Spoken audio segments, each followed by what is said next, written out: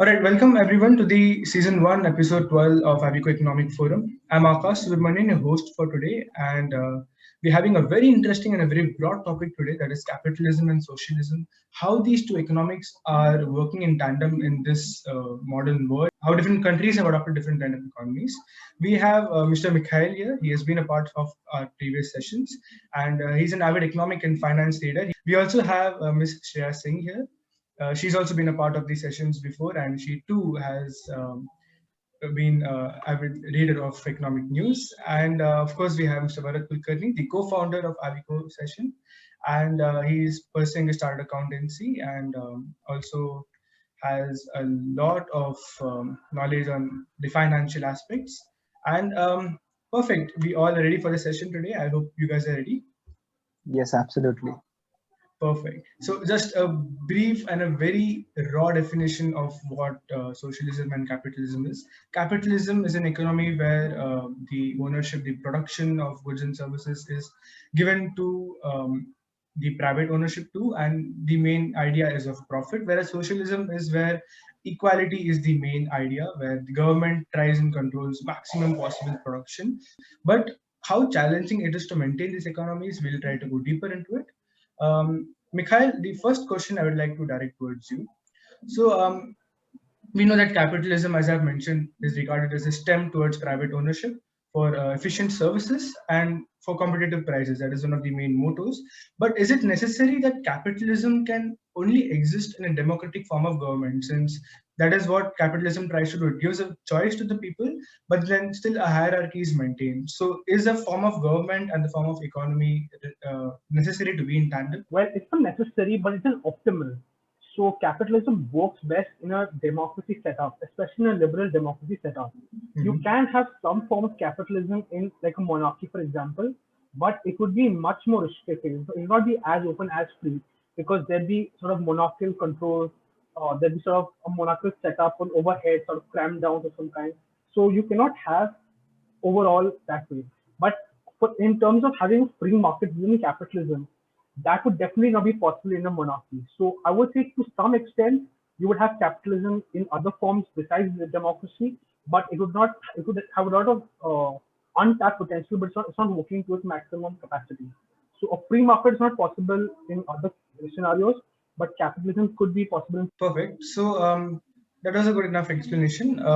Shreya, the second question would be directed towards you, and then Varad, if you have a build-up question, you could ask here.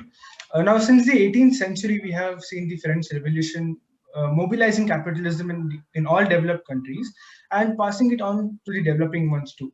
Now, why do you think socialism might be an answer to the present system of globalization and the combination of privatization existing here? Since at least the last 70 to 75 years, developed economies like USA, like UK, have actually functioned well and have maintained a very strong economy throughout the world. They have been the supporters here, but yet socialists are crying that this will uh, like fail or can fall in the coming years. Why do you think that is? Yeah, so to answer that question, I'll begin with first tracing how socialist society it began and what was the whole reason why socialism actually emerged.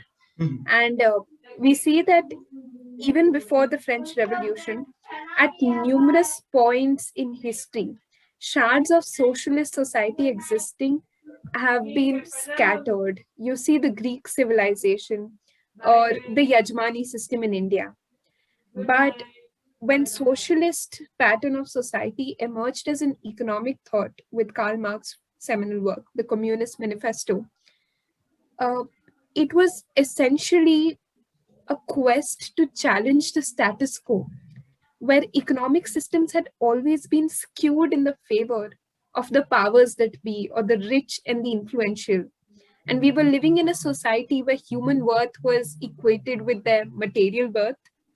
And then you had economists such as Simon Kuznets propounding theories that inequality is a given of economic growth, or even ACP Go. And trickle down economics had become sort of a cop out for most of these economic policymakers for the ineffective policy. And it was the first time with the emergence of socialist thought that people acknowledge the fact that inequality is not a byproduct of economic growth. So that is the whole reason why socialist thought emerged. That was to tackle inequality, which most of these countries, they were growing, but your disparity was wide. And today, when you see the state of these developed economies or even developing ones, which have adopted the capitalist system after the French Revolution, after the Washington Consensus, even more, you look at the wage disparity, wealth inequality, income inequality, inequality between regions once again, and you see that they're off the charts high.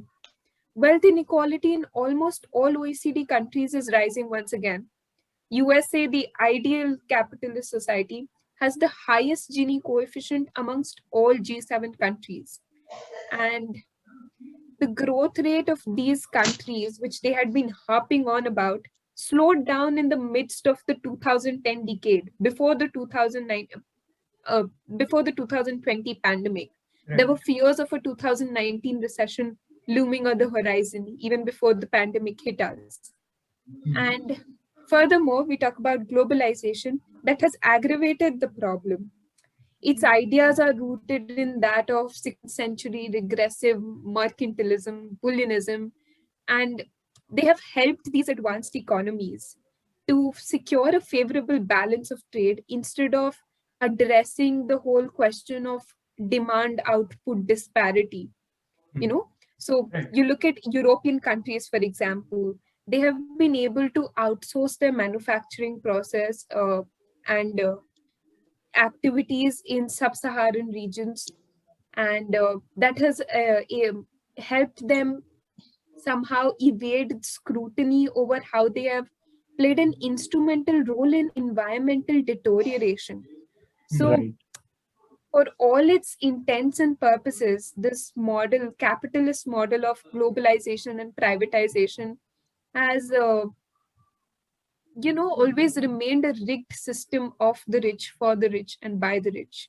And against this backdrop, you look at socialism as an alternative avenue of evading neoclassical economic orthodoxy and reconfiguring our policies to evaluate how positively can we impact the welfare of our citizens. And that is why socialism will be more apt for a global economy such as ours, a 21st century economy. Right. All right. Those are really compelling arguments there, Shreya. Thank you so much. Varad, the next question targeted towards you is something of a continuance of Shreya.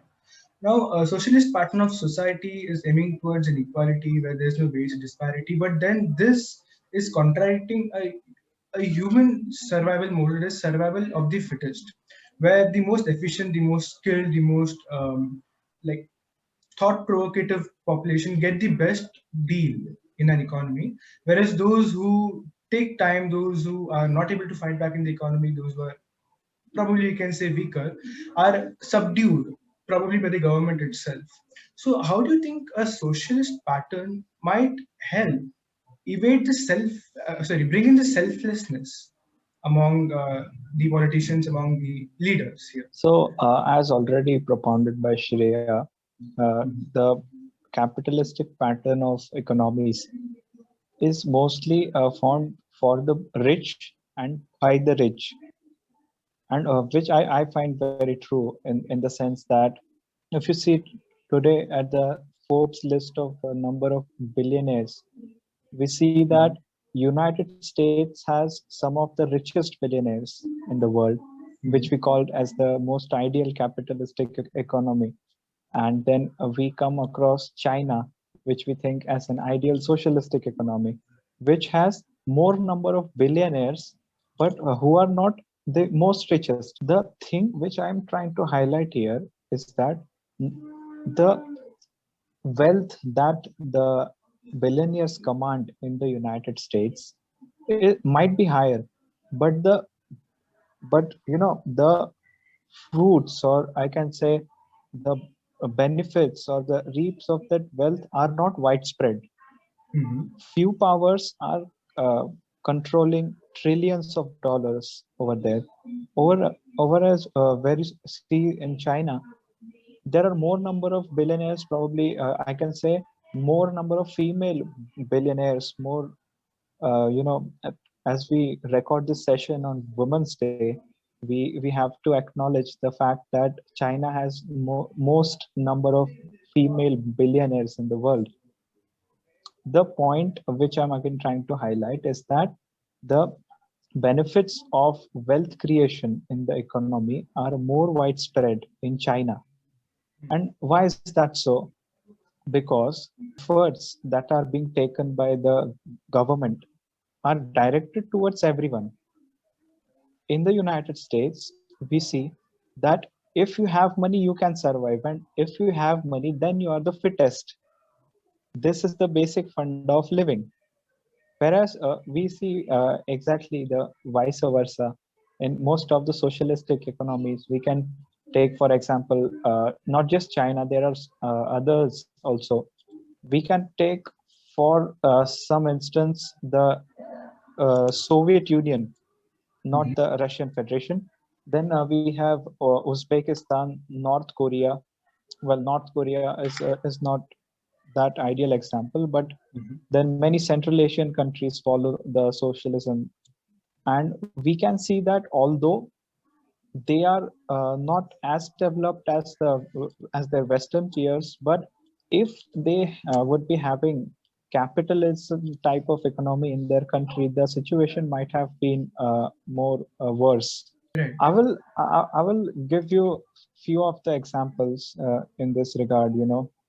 Uh, as you see, uh, definitely we have to agree that somewhere in the socialistic kind of approach, the human welfare, or the amount of capital formation that should occur in an economy somewhere gets hampered. Because if rich don't spend money, the rich more rich people cannot be made.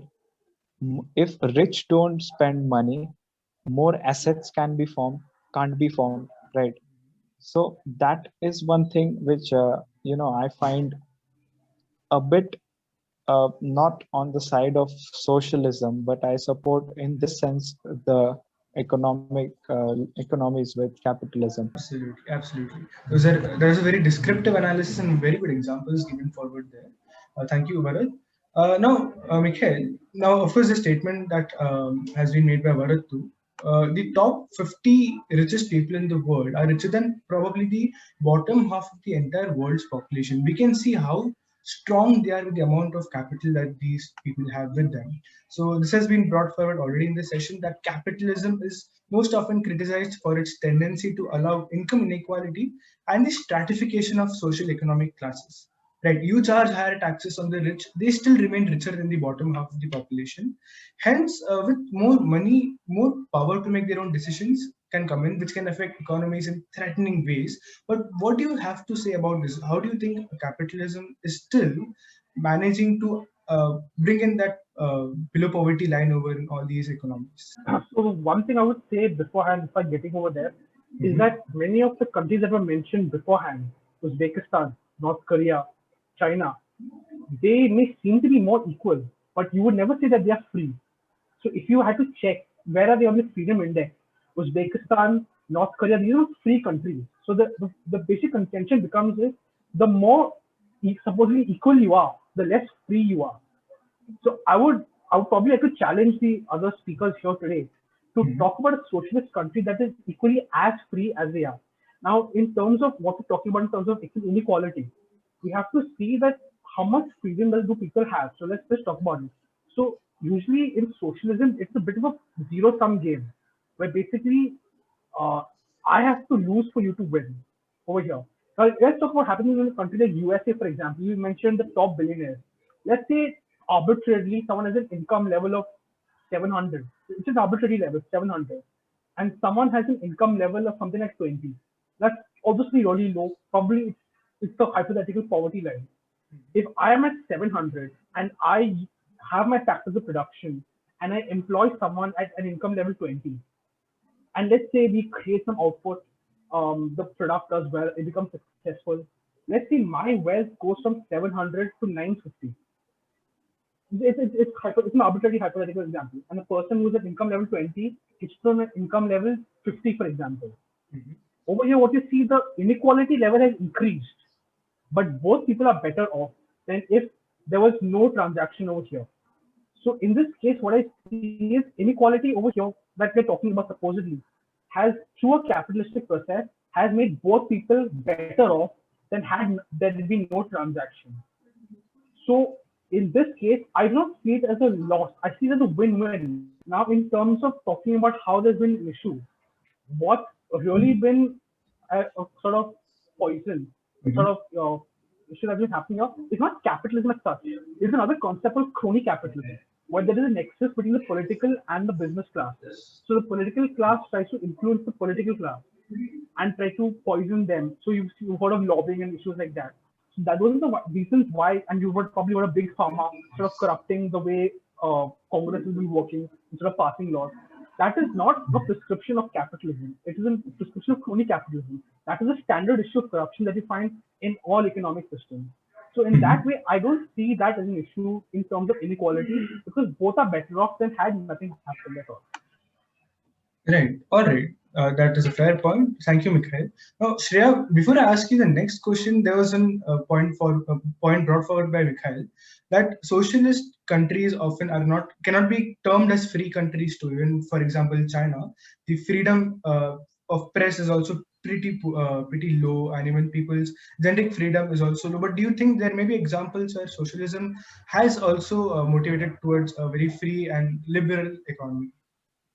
Yeah, thank you for that question. I needed to clarify that. So, first of all, we must disassociate economic systems with the kind of political system that prevails in a country. Understand that the economic system is not a byproduct of politicians or governments that come to power. For example, uh, deviating from the question a little bit, for Mhm. example, we look at India. After the 1991 reforms, we are essentially a privatized economy.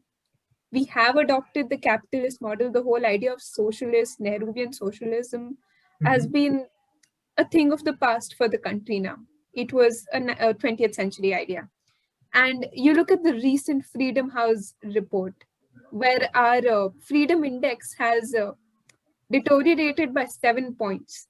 So Right. you can't base or correlate your economic system with the kind of political system that prevails in a country. That's a function of the party that comes to power.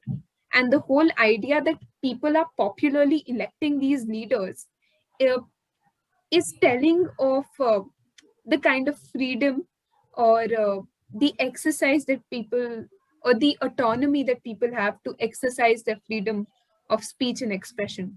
As Mhm. for other countries apart from Central Asian, China, Korea, or Soviet Union, you have the Scandinavian socialist model. You look at their HDI index, you look at their income inequality, you look at their growth rate.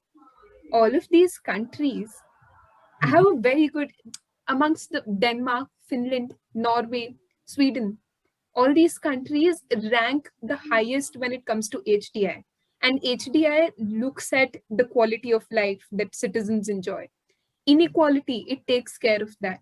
Income inequality, Gini coefficient, closest to zero in these four countries, possibly.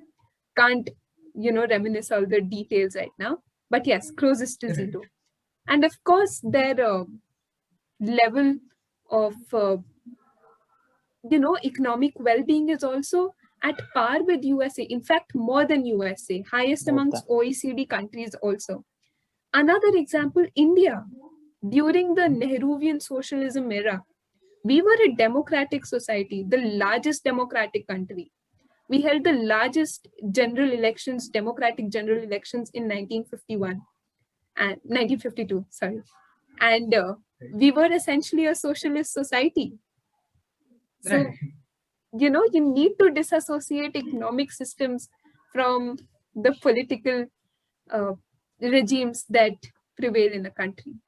Absolutely. I'm sure Mikhail now has a couple of points. But of course, we're not having a debate, but sure, Mikhail, please bring for your points, but then we'll move on to the next questions. Yeah. And then, But, few more points I would like to add to the Shreya's argument. surely. See, as you already said, we should disassociate the economic functions with the political functions. In economics, I believe all of you are economic students, and we understand that government in economics is the body which controls the inflow and outflow. As I'm a chartered accountancy student, I believe more in cash flows. But then in economics, we study the government to be a body which controls countries' cash inflows, outflows, countries' overall tax revenues and the infrastructural expenditures, subsidies, etc., which in politics is nothing but the uh, association of people who come together to form a government. So the uh, theory remains the same. Politics elects the government. The problem, which Mikhail tried to emphasize on, that nations couldn't be free. They couldn't have freedom of speech, as we could see in North Korea, China, Central Asia, etc. Mhm. The problem here is the basic human tendency to get accustomed to the power. And then since the government in socialism has all the powers, has ownership of all the assets, all the activities in the nation, the basic human tendency or the greed to have power into the hands tends the leaders to become more greedy, the political parties due to which become more stronger. And since such a huge number of assets, such a huge number of cash is lying with government, so that is the basic fundamental, I believe it is nectar which Right. attracts the butterfly towards the flower. And in case of human beings, it's money. Same happens with the governments of socialist nations, that people get attracted, people get corrupt. And we also see that socialist nations are mostly facing the problem of high level of corruption also. So Right. that I believe all sciences, all social sciences get linked into this topic of capitalism versus socialism. We have economics, we have political science, we have psychology also. So everything Right. gets together, and this is what makes the topic more beautiful to talk upon. Absolutely. I'm glad you brought forward the neutral point later on. I'm sure, but Mikhail has a couple of points here to discuss. So, Mikhail, please go ahead, Oh yeah. and then we'll move on to the next topic. Yeah, the thing is, I wanted to address, I was really talking about not political freedom, but economic freedom. But the point of Scandinavian economy, Scandinavian economies are largely capitalist, not socialist. What we see is, and this is a very important point, is they work so well because they have a lot of resources to extract from. So because of a lot of rich resources to extract from, they're able to create a better quality of life. And as for their own selves, even managing their own selves, as for NATO alliances, Scandinavian countries don't pay for their own defense expenditure. The US pays for them. The US pays around 70 to 75% of their expenditure, not only their own countries. They pay for the defense expenditure of all Scandinavian countries. So the whole Nordic model is flawed because it is inherently capitalist, but it is also dependent on capitalist economy.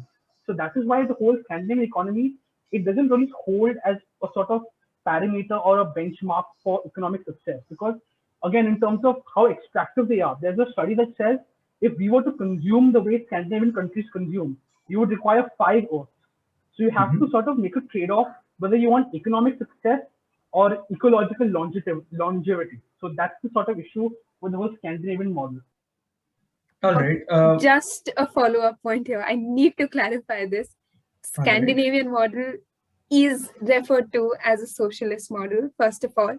And secondly, you can't look at socialism and capitalism with a binary of there being privatization or there not being privatization. No pure socialist dogma prevails in any country, and no pure capitalist dogma prevails in any country. We're all following a diluted system here. So essentially, what remains the key factor of a socialist country? What is sort of a identifying feature for these countries? It's their levels of inequality, which you, if you look at, you distinguish uh, the success of an economy by how efficient they have been in distributing the growth that they have accrued to their economy, you know. And you see that in socialist economies, you're more successful doing that because of the tax rates, because of the government expenditure in doing that. And that is why you look at those four Scandinavian countries: wealth inequality, low; income inequality, low; regional inequality, also low. So they will essentially, in a sense, remain a socialist society uh, for all its intents and purposes. Well, if you're funded by a capitalist economy, you can't really call yourself a socialist economy because you're not self-serving. You're not really helping yourself.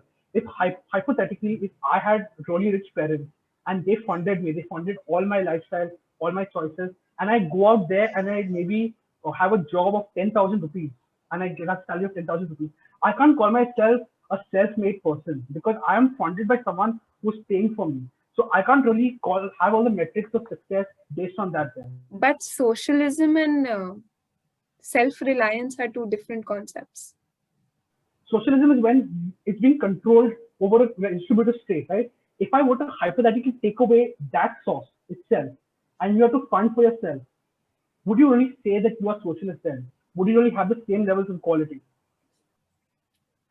Of course you would, because it's upon the government on how they are accruing their reserves. Fiscal deficit exists in all countries. So that can't be a reason for distinguishing capitalist economies from socialist economies. So It is essentially the is there income private level. owners in Scandinavian countries? Would you say that there's no private owners in Scandinavian countries?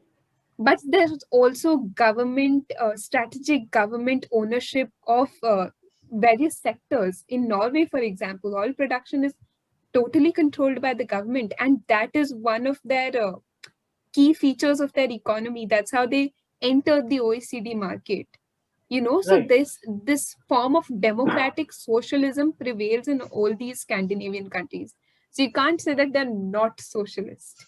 It's because of the tax rates and strategic government ownership of sectors that they will essentially always follow that basic framework of socialism that had been, gaining tract since Nehruvian socialist ideas came into being in India, which in fact were inspired from Soviet Union and France planned economy.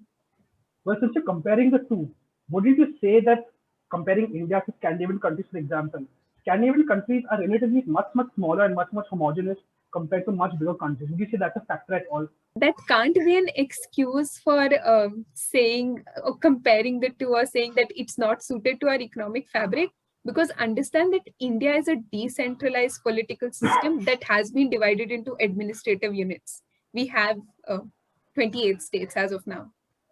So Yeah. that's not a problem.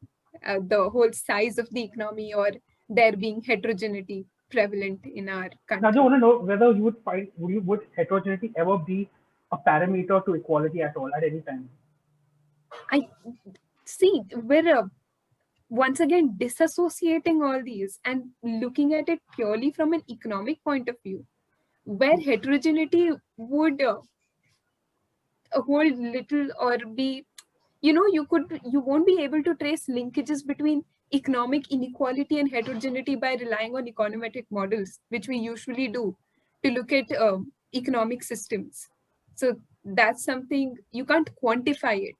How can you quantify heterogeneity? I would like to say something that, as Mikhail underlined, that the defense expenditure which Scandinavian countries are made to bear is mostly bear by the US, which is partly true and partly not, obviously. But then I would take a few examples such as Sweden. Sweden is there, Finland is there, which we constitute in Scandinavia and which are not part of NATO. That's hard to believe, I know, but they are not part of NATO, and They do their own defense expenditure. But I would more, refer that part as their geographical position, that their defense expenditure is much lower. The United States factor does not comes into the it doesn't come into the picture as such because of their geographical location, as well as many international factors that set them apart from not getting into any international conflicts as such. The next point here I would like to say is that if Scandinavian countries uh, uh, try and start doing expenditure on defense, they can largely afford it, because if we see the tax rates in Scandinavia, the cost of living which the people are bearing, as well as the collection of taxes by the government as compared to the expenditure which government has to do for the public, is much favorable on the part of their governments. Whatever expenditure or the I don't say whatever, it's like major expenditure which the government is undertaking is in the form of revenue expenditures, which are basically grants to public hospitals, public education, road safety, etc. The capital assets over there have already been developed over the years, ever since the European revolution has taken place, ever since industrial revolution started in UK. Absolutely. Valid points brought forward by all the three speakers here. Thank you so much. But now, since we're talking, we got to an aspect where we were challenging the socialistic pattern of Scandinavian countries. In recent times, another major economy has been challenged of following a capitalist form of economy, which is Japan. Since Shinzo Abe has been, like, when he was in power, he was considered a socialist by many American economists, such as Richard Wolff too. He's a socialist too.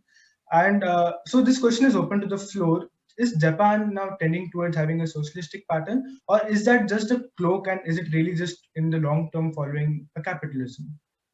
What's your Japan take here? in recent times has gone through some critical changes or some critical impacts on their economy. If As you can see the geographical locations, they are surrounded by enemies. You see South Korea, which we might think as the friend, but in reality they are not. We have China around Japan. We have North Korea just looming around the corner, and Kim Jong Un might overnight launch a ballistic missile into that territorial waters. Considering all these facts, the Shinzo Abe government was uh, was in power, we can say, in the times of United States President Donald Trump. Although I agree he was a president for, if I'm not wrong, for last 10 years now, the most of the time he has spent was during the, uh, let's say, Obama administration, which was fair enough, which was fairly supporting Japan. After 2016, when Donald Trump came to power, we came to know that Donald Trump started charging more to Japan for their defense expenditures. As Akash, you said, the new Prime Minister of Japan, Yoshihide Suga, is a more kind of socialist, or is more kind of conservative kind of leader, I would say. Most of them argue that Yoshihide Suga tried to liberalize the Japanese economy through RCEP deal. Then the regional trade ties that Japan has been making with in fact even China. The most important thing is now Japan is considering for their well-being is that they have to somewhere disassociate with the United States economy. All right, valid points brought forward. Do any of the other speakers have anything more to add here? Just the sort of review of the fiscal policy that existed in Japan during Shinzo Abe's, I won't say rule, political regime. the whole idea of Abenomics that actually finds its roots in the Austrian school of economics. And you see that their fiscal policy was revised on an yearly basis because Japan had been experiencing what you call a deflationary pressure. It Right. was it had been wallowed into this deflationary spiral where they had to look at ways to come out of that, and they had to boost investment, one, but they had to ensure that the income inequality levels remained as low as possible. Before that, there wasn't much. I know I always come back to income inequality, but I think that's the crux of socialism, uh, for me, when I think of socialism and I study the um, socialist thought. So that is why tax rates, first of all, corporate insurance tax, consumption tax, all of these were decreased and simultaneously increased for a period of 2 to 5 years between 2014 and 18 to come out of that deflationary spiral. But government expenditure remained did not remain same. In fact, increased for that period constantly to boost investment expenditure. So I wouldn't call it, once again, you can't limit yourself to the binary of socialist or capitalist in Japan's case.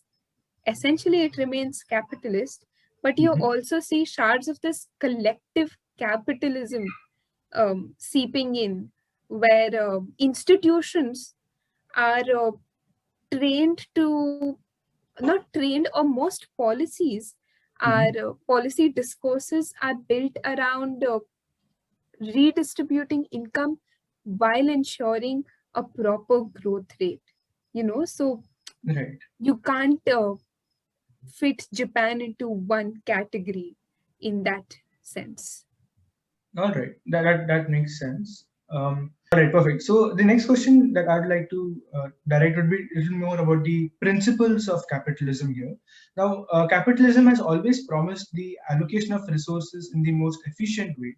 However, socialists now blame them for exploitation of natural resources, exploitation of human and capital resources, just to bear the demand of the public and suit their profits and to maintain competition. So, do you counter this statement, or do you believe no matter what form of economy, exploitation was uncontainable? I 100% agree with the statement that under capitalist setting, uh, exploitation of resources is definitely going to happen because the whole idea is to have profit. Because in a capitalist setting, when there are firms, they're under enormous pressure to cut their costs. Because if you don't cut your costs, maybe your competitors will cut their costs and they'll redirect your market to their market. So the market dynamics of capitalism doesn't really have a plan as to how we will like conserve the environment or how will we really sort of efficiently allocate finite resources that are there in the world.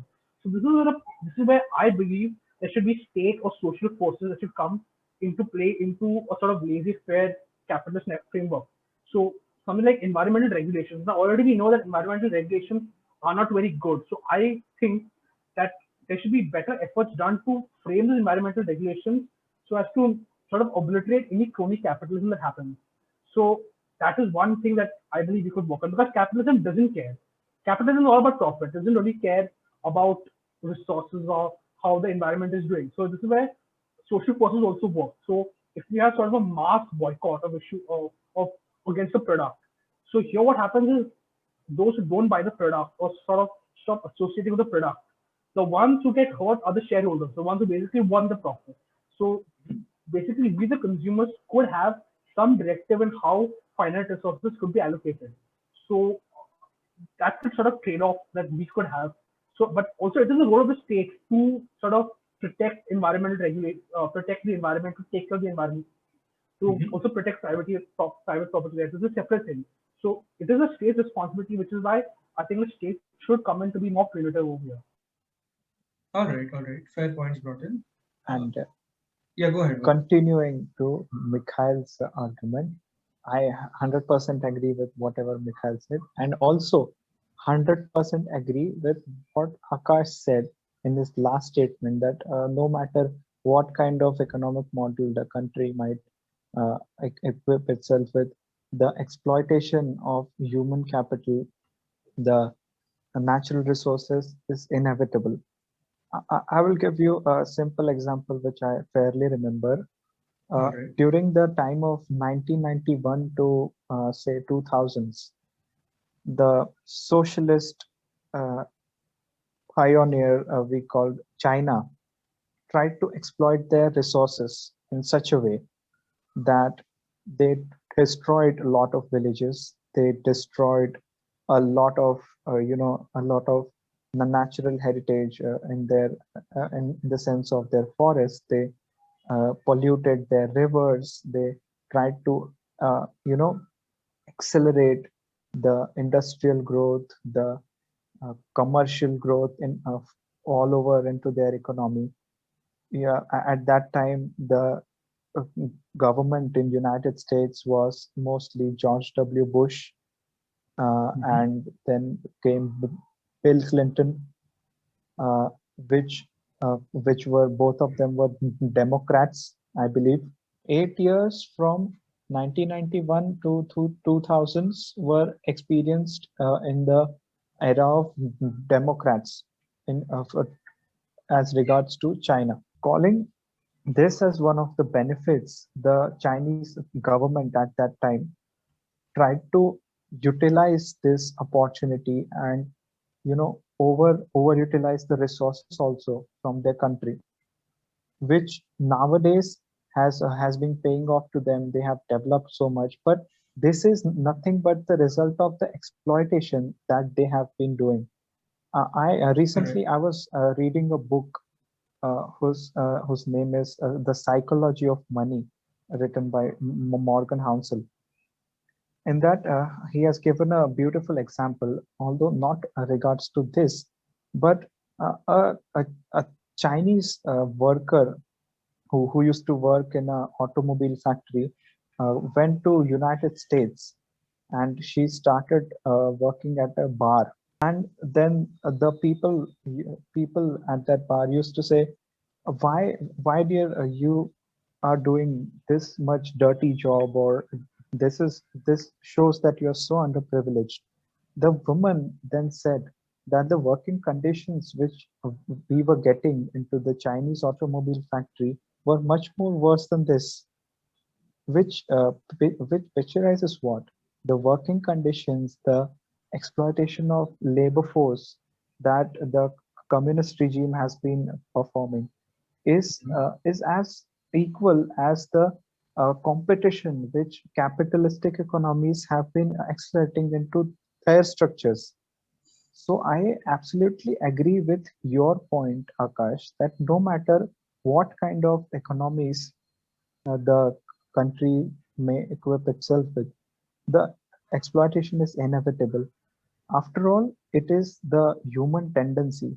We don't see ourselves sitting at the same place 10 years down the line. We can Correct. we just have to grow, and growth has I many times believe that is oriented our mindset that we have to live and we have to let our next generation live here also. A good example brought in here so that we could highlight on how exploitation. Yeah, Mikhail, please go ahead. Sorry, just to slightly add over there. Going back to the Scandinavian model, which was kind of owned over here by Shreya very rightfully. Even in terms of the way that they work over there, they consume I think 32 tons per year.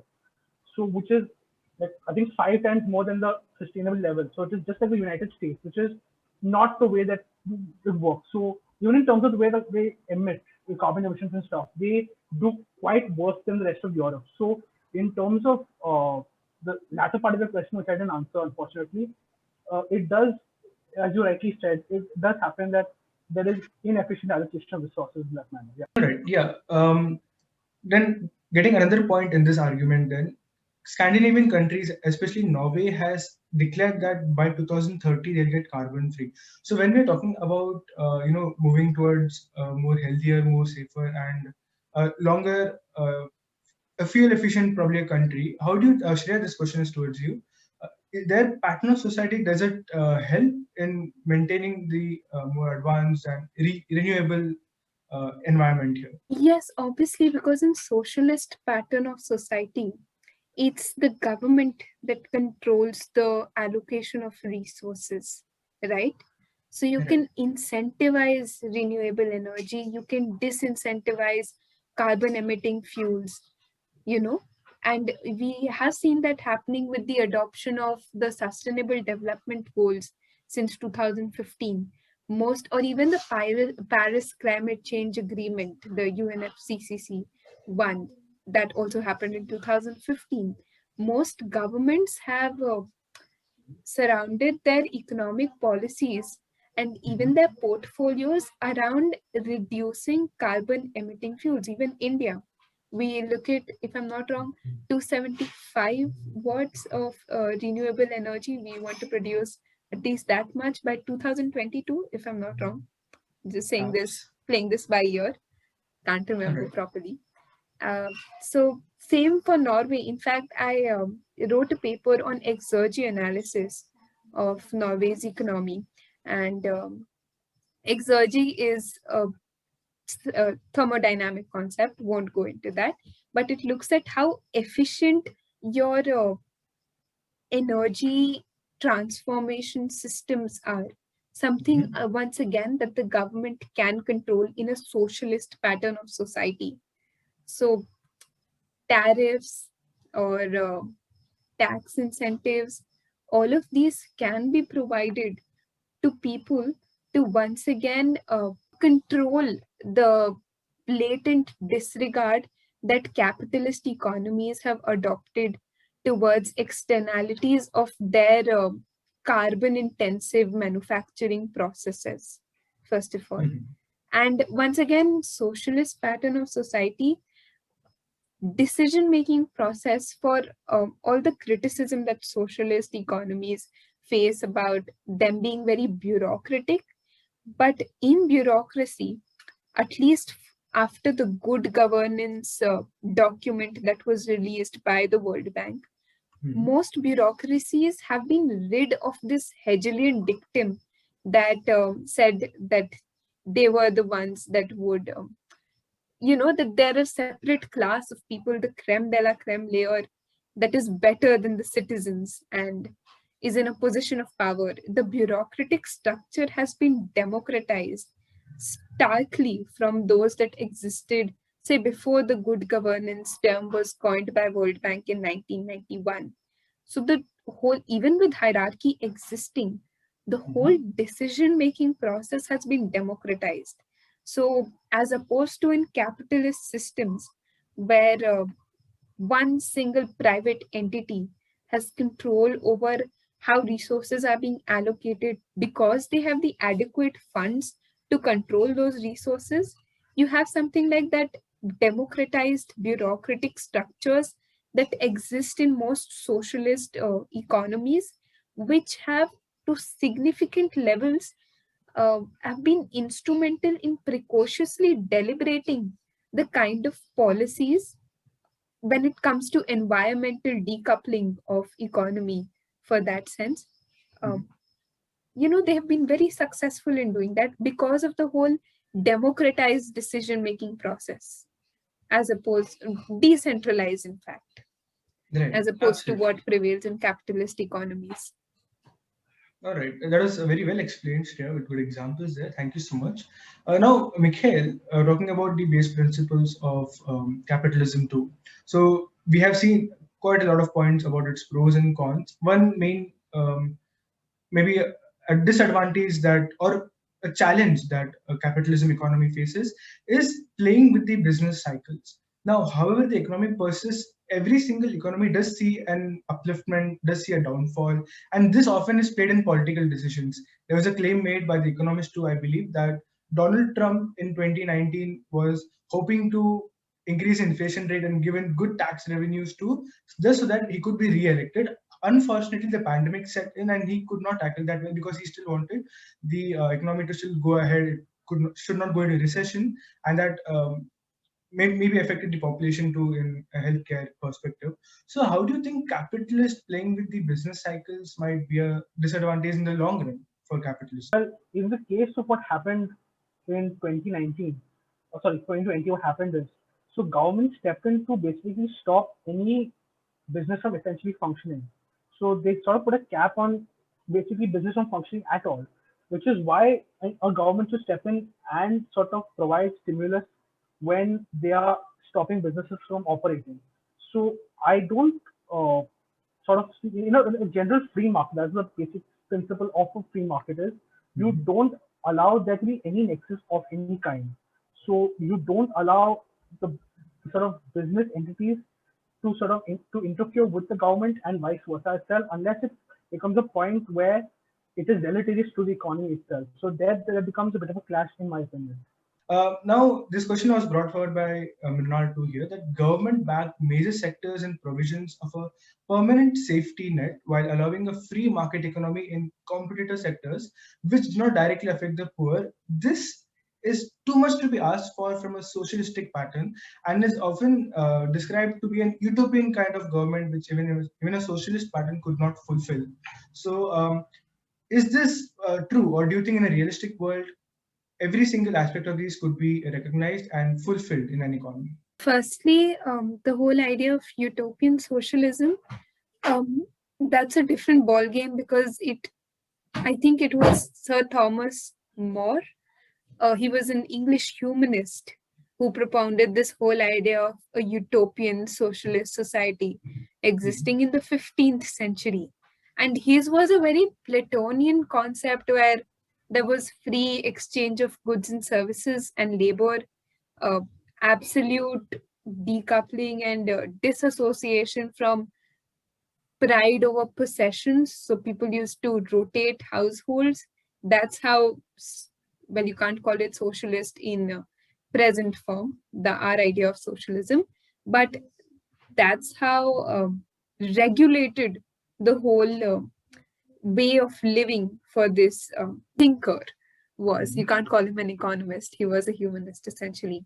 And following the French Revolution, even in 1830s, most discourses around socialism by these French economists and works such as L'Organisation du Travail by this French economist, Louis something, I'm forgetting his name. Uh, all these works bore the imprint of Sir Thomas More's idea of a utopian socialism. Now understand that the socialist ideas and pattern of society that most economies today aim to adopt uh, took their shape with Karl Marx and Friedrich Engels publishing their seminal work, the Communist Manifesto. And even after that, we have adopted a very diluted system of socialism. And as for coming back to the question, is that too much to ask for? We're always coming back to Scandinavian countries or even India, but we see that it has worked in these countries, you know, a vibrant liberal space for liberal trade and exchange of goods and services with an adequate safety net provided by the government. And in all honesty, I would, as a personal opinion, I would say that for a welfare society uh, or any nation or any government which takes the responsibility of its citizens, asking for them to provide a social security or safety net isn't too much to ask for or isn't sort of a utopian idea. It comes as a responsibility. It has been enshrined in directive principles of state policy that is mentioned in our constitution. Article 36 to 51 deal with this whole idea of a welfare society that our leaders envisioned for our country, taking into account the socio-political economic fabric that our country had was made of or was cut out of. So asking for a social security net or safety net isn't too much to ask for if you take my Right. opinion into account. Absolutely. So those are pretty wonderful points brought for a finish here. So thank you so much. And these points, we bring this session to an end. Obviously, we have not been naming this capitalism versus socialism. We had this capitalism and socialism, where we discussed and deliberated on the pros and cons of the economy and what is worthwhile for different kind of economies. We cannot exist that capitalism probably for developed might be a different scenario for an underdeveloping or a developing country might be different. And there are so many aspects to be brought in here, and this could be a very wide discussion too here, but still many points are brought forward. So thank you so much, speakers. And for all our viewers, I hope you like this session, and please do share, do like and comment, and please comment what other sessions we could hold, what more topics in economic and finance aspects we could. Thank you so much, and see you soon.